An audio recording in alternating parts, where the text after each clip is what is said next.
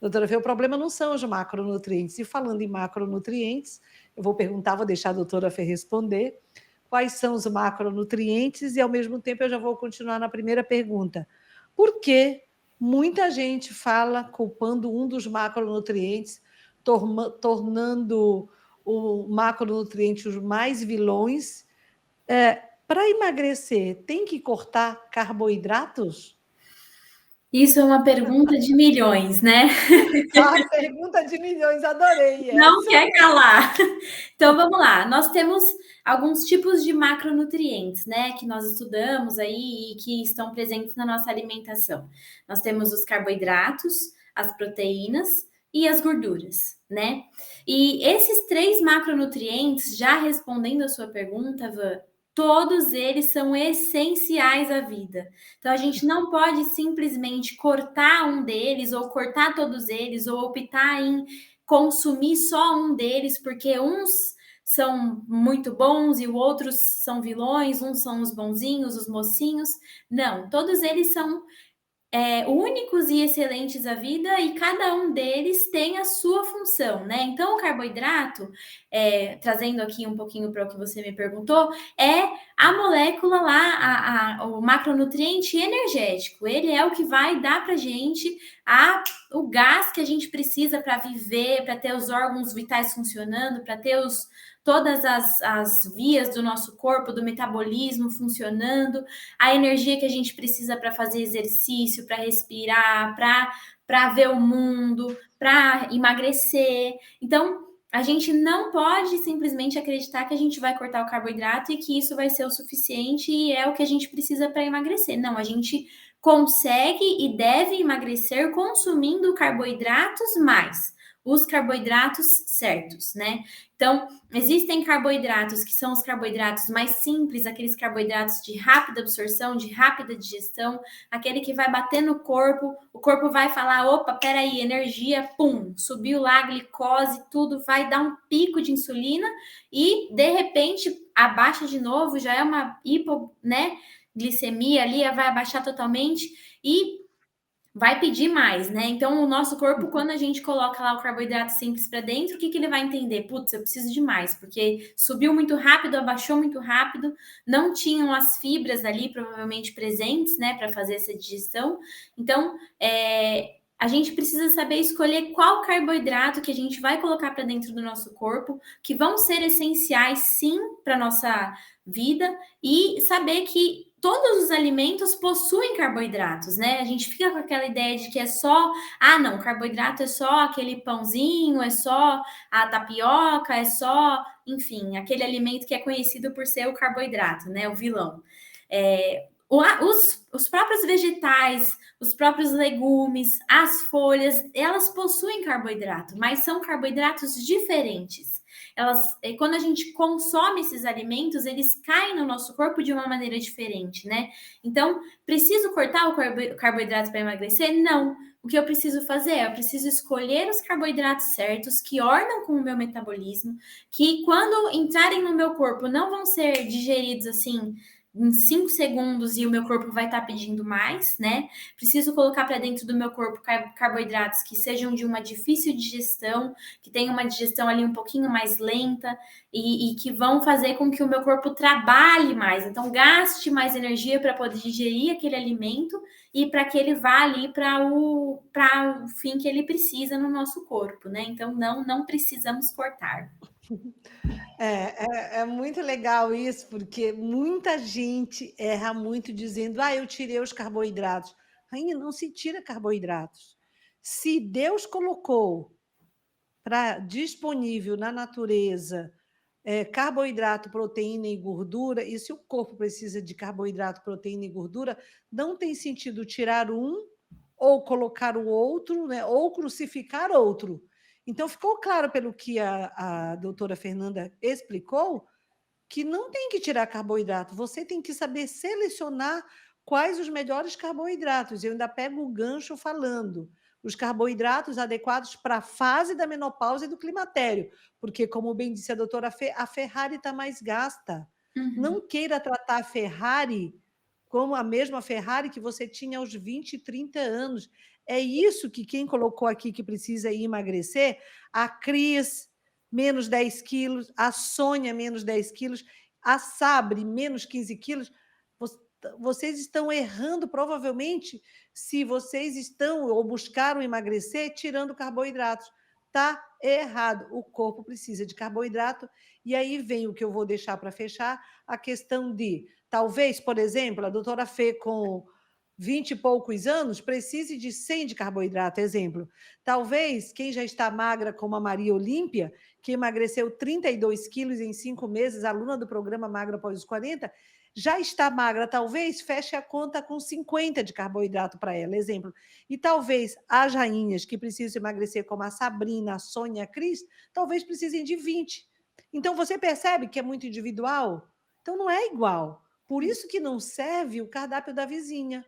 O cardápio da vizinha você pode até emagrecer, mas chega uma hora que você não emagrece mais. E detalhe, quando você não aprende, muita chance de você entrar no efeito sanfona. Então, está claro aí? Comentem no chat. Está claro que não tem que tirar carboidrato? Então, para quem precisa, comenta aí. Ficou claro. Agora, outra pergunta, outra dúvida que não quer calar. E as gorduras são as vilões da história? Aí vem que comer gordura é que engorda, que a gordura é calórica, que tem que se tirar a gordura emagrece. Eu vejo muita gente também falando: ai, mas eu já tirei todas as gorduras. Para. E aí, o que acontece nessa questão de também, para emagrecer, cortou a gordura e não emagreceu? O que acontece, doutora Fê, na questão das gorduras? Então, vamos lá.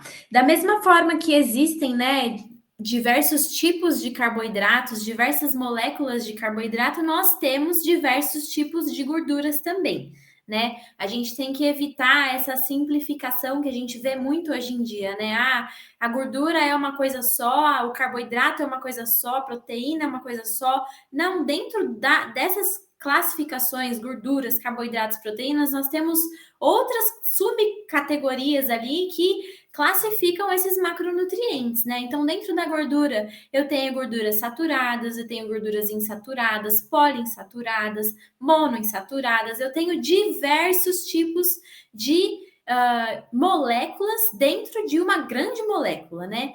Então, para emagrecer, eu preciso cortar as gorduras? Eu permaneço na minha mesma resposta, não precisa cortar gordura.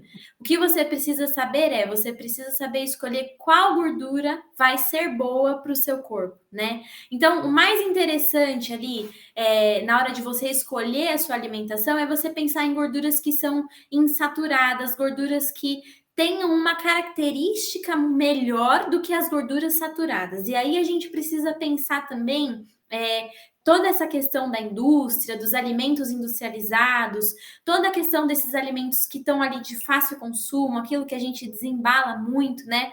Uma coisa que eu gosto muito e sempre falo muito para todos os meus pacientes, né? A gente precisa aprender a desembalar menos e a descascar mais, né? Por que eu digo isso? Porque esses alimentos que são ali da indústria, aquela coisa industrializada, cheia de aditivo químico, cheia de gordura saturada colocada ali, essas gorduras elas vão causando ao longo do tempo uma chance aumentada para lá na frente, né? Quando a gente já está chegando ali nos 40, 50, 60 anos, para o desenvolvimento de doenças cardiovasculares, doenças crônicas não transmissíveis, são essas o infarto, né? A própria diabetes, a insuficiência cardíaca, enfim, tudo isso vai sendo desenvolvido ao longo da vida e pode acontecer por conta da nossa alimentação. E digo que em boa parte dos casos é por conta da alimentação, né? Então, a gente precisa saber diferenciar entre também os macronutrientes e dentro das gorduras, quais são as gorduras que são boas para a gente e quais são as gorduras que a gente deve evitar ou cortar totalmente da nossa alimentação. E aí eu digo que são esses alimentos mais processados, mais ultraprocessados, que possuem gorduras adicionadas que, quando batem no nosso organismo, já aumentam a chance da gente ter uma doença lá na frente, né? Então, não precisamos cortar as gorduras, precisamos saber escolhê-las. Segundo aprendizado do dia, ou seja, da mesma forma que carboidrato você tem que saber escolher, gordura tem que saber escolher. A gordura, assim como a doutora Fê falou dos carboidratos, tem várias funções. E vocês sabiam que, falando de gordura, para formar hormônios chamados hormônios esteroidais, a testosterona, o estrogênio, a progesterona, o cortisol, o DHEA, precisa de gordura? E por que na menopausa aumenta o nível de colesterol? Porque o corpo é sábio. O corpo é sábio. Se o colesterol é necessário como precursor de hormônios, na menopausa cai o nível de hormônio, por que a maioria das mulheres tem um colesterol aumentado? Já pararam para pensar? O que acontece hoje? O colesterol aumenta e todas estão refém de estatinas. As estatinas faturam bilhões, rainha, bilhões, pode custar R$ 1, mas todo mundo quer que o nosso colesterol seja menor que 70. Para você ter uma ideia, o meu LDL já bateu 170. Pergunta se eu tomo estatina. Eu não tomo, porque eu tenho que estar desinflamada. O problema não é tomar ou não tomar.